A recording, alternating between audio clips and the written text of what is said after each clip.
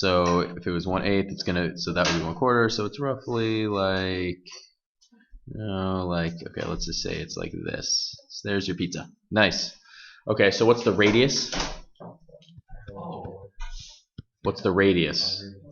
1 foot. And what's one? Oh, I did that not steep enough. Ali, do you have a question? Okay. So we know that this right here is 1 foot. And we know that the theta is what? Pi over 4. So you're supposed to give inequalities describing this region in polar format. Can anybody give that to me? What is it? 1 comma pi over 4. Can you, like this? No parentheses. There it is. It's all those points right there. It's all the theta values between 0 and pi over 4 because you're going from the x-axis to pi over 4, 1/8 the way all the way around, and then it's going from 0 to 1 for the radius. Nice. And then it says in rectangular. Does everybody see why you need 2 of them? You've done. I know you've done integrals like this many times before. You have this arc, right? I'm exaggerating it so you see it. So what's the first region you need? The triangle. The triangle, right there. There's the first region, and where's the second region? This right here. There's 2 regions right there. So let's come up with an inequality for the green one. So if we want an inequality for the green one, what's the equation of that line? It's 45 degrees, so what's the equation of that line? Y equals x. So that is y equals x right there. Can someone come up with a set of inequalities that describes all of the points inside that region?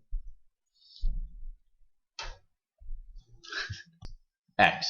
So if you want to shade below that line and including that line, you know that y has to be less than or equal to what? X. Y has to be less than or equal to x. And it has to be greater than or equal to 0. There it is. So it's the set of points that's right there. There it is. Great. Excellent. Now though, why do we have to change functions? Because we have a different shape. Yeah, we have a different shape going up and down. We're looking at all of these right here. So for this shape right here, for this one right here, we can check how we did in a second. For that shape right there, what are the bounds on x? 1 and root 2 over 2. Yeah, so it has to be greater than or equal to 1 and less than or equal to root 2 over 2, because what's this point right here? I think it's reverse. Oh, sorry. Yeah, sorry. It's smaller. Excuse me. Root 2 over 2 and 1. What point is this right here? That's 1, 0, right? What's this one right here? Root 2 over 2, 0. Right there. Exactly. But then what about y? What does y have to be less than? What do you have to find the equation for? The circle. What's the equation in Cartesian form of x squared plus y squared is equal to 1. So y squared is equal to 1 x squared. So y is equal to, we're in the upper part of it, so it's going to be what?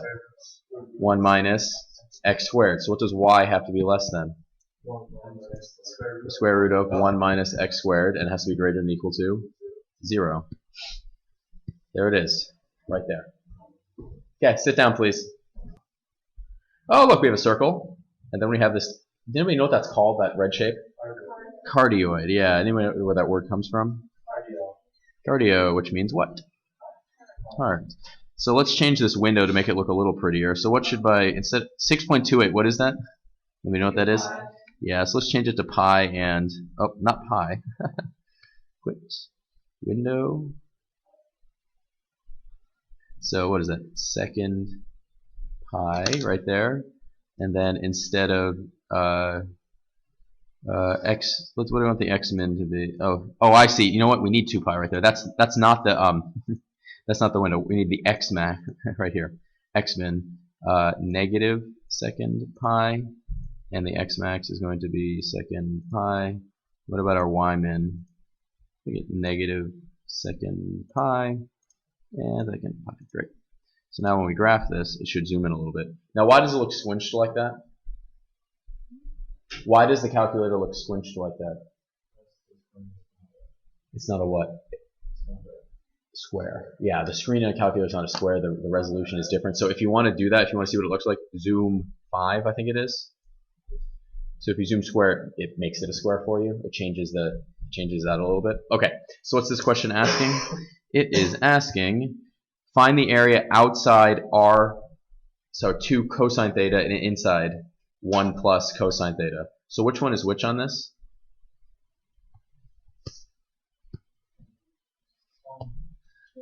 Which one's which? The red one is 2.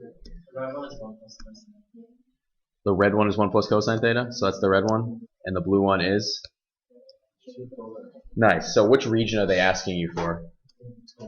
They're asking you for what's in between, right? Trying to shade that the best I can. Not bad. Now, what's one assumption you think you could probably make about this, the two regions? They're the same. So theoretically, you could find how many of them? One of them. Okay. So what shapes? What shape are we using? What shape are we using to find this area? Rectangles get added up, or triangles? You remember yesterday we talked about sectors, everybody? Remember sectors?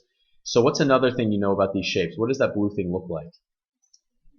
It looks like a circle. It does look like a circle. Do you remember how we could prove it is a circle?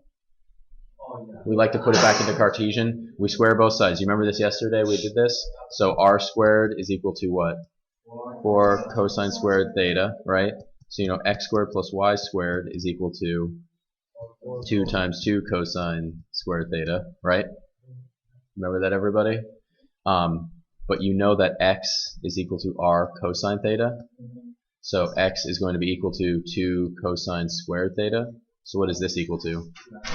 So that's x squared plus y squared is equal to, oh, I can almost write it. Yeah. So x squared plus y squared is equal to 2x. So we know that x squared minus 2x plus y squared is equal to 0. So what do I add to both sides? 1.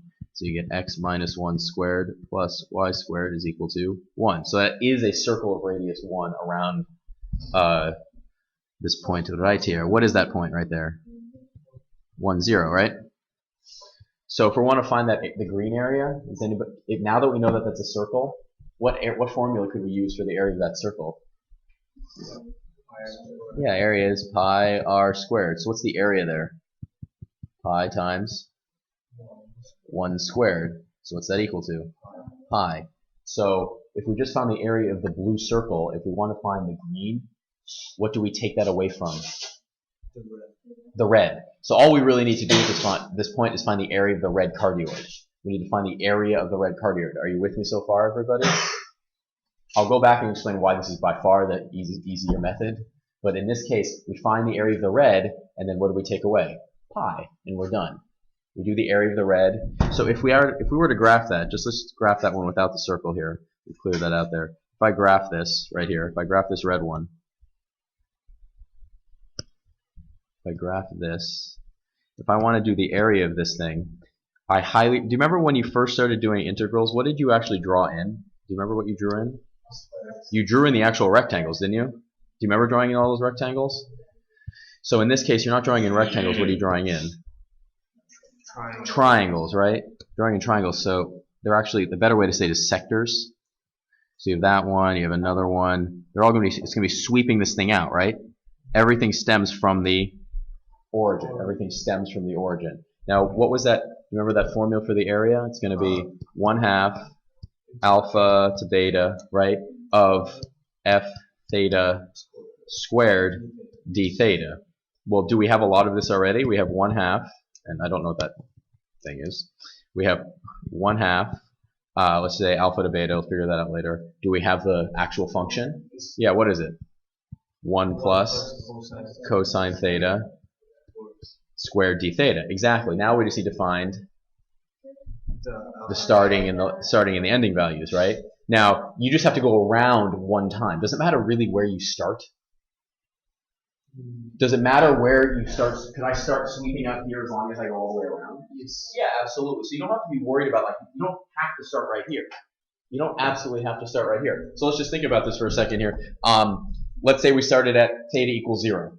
Let's just say we started at theta equals 0. 1/2 theta equals 0. If theta is 0, what's cosine of 0? 1. Okay, so is that this right here? right? Yes. What point is that right there? Now, if you plug, what is the degree measure right there? What's the degree measure? 0. And how far out should it be? No, not 4. What's the function? The function is, remember, the function is r of theta is 1 plus cosine theta, right? 2. Is it 2? I'm just asking you, is it 2? Yeah, I think Now, it's I think it's 2 as well. Now, it might get a little weird because what is that value right there? what I have it to. Yeah, that's the thing. You have to be really careful when you're looking at these graphs. So when you're looking at this, we in polar land, you have to be really careful. If we trace this right here, look what point it's at. What point does it say it's at right there? So are we okay? Yes, we are okay. You have to readjust like your mind here to polar land. I just wanted to make sure you caught that. So do you see this point right here is indeed x equals what? 2. Okay, so yeah, it goes from 0, but then how do we make sure we go all the way around? 2 pi. Is it just 2 pi? Go all the way around. Does it go around any faster? No. The only way to get back, the only way to get back, the basic question is there any way to make this cosine, what does cosine look like? Where does cosine start? It starts up here, right? And then what does it do? It goes down like that, right? And then it goes back up, and then it comes back up again, right? That's one period. So you go from 0 to what? It's 2 pi. Okay, so now you have this integral right here. Does this look like something, if by choice, do you want to have to do that one? Why not? What's the one thing in there that makes it so you really don't want to have to do that integral? The cosine square. That square messes everything up. Use your calculator right now and tell me the answer to this. At this point? No. So we would do this. We do 4.712. Actually, don't round yet. You only round at the end. So our answer is going to be 1/2 of this minus what? Pi. And what's that going to be? 1.57. 1 point what? 57. Does that look familiar to anybody? That's pi over 2. Yeah, the answer is pi over 2. So, can you do this one by hand? Yes. Do you really want to have to do it by hand? No, you do not want to have to do it by hand. So when you're A, it's pretty cool. You now know how to graph infinity, which is kind of neat. And by the way, how did I make my graph look like that? When you graphed it, it stopped, didn't it? Does anybody know why it stopped? You have to make your step smaller. You have to make your step like 0.01 to get it to look like that. The way a calculator graphs is it's actually doing this. Dot, dot, dot, dot, dot, dot, dot, dot, dot, dot, dot, dot, dot, dot. And what does it do with those dots? It connects them. It connects the dots. So the step, the smaller the step, the closer the dots are together. So if the dots aren't close enough together, it just stops connecting them because at a certain point it says like, no, it's not going to be that accurate. The resolution on these calculators is not very good. So combining the step with the poor resolution, you can get gaps. Remember when you first saw asymptotes? Remember when you saw graphs that look like that? Do you remember that? Is that vertical line actually there? No, the graph is just freaking out and connecting things that shouldn't be connected. So here's the thing. When you are looking at the slices, or in this case, the sectors, each sector looks like this, correct? But you really only want this part, that end part. So you have the outer one, and you're subtracting the inner one. But again, outer function, inner function has to do with the origin always being down. You're not scanning down like this. You're scanning towards the origin. Towards the origin. That's the really important thing. So in this case, why did you say 2? Why not root 2? Why did you say the integral of 2? You're all correct. I'm not doubting you. I'm just saying, can you explain to me why is it 2 and not root 2? It's r squared. Exactly. Root 2 is 2. That's all I wanted you to say right there. And then the other one is nice because this one also is the square root. You square it and you get back to 4 cosine 2 theta. Absolutely.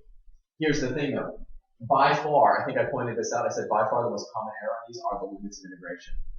You guys set up everything really nicely, but what's the proper limit of integration? You have to find out where this intersection point happens, right? So what do you have to set it equal to each other? What do you have to set equal to each other? Yeah, what are the two equations? So you did 2 is equal to 4 cosine of what?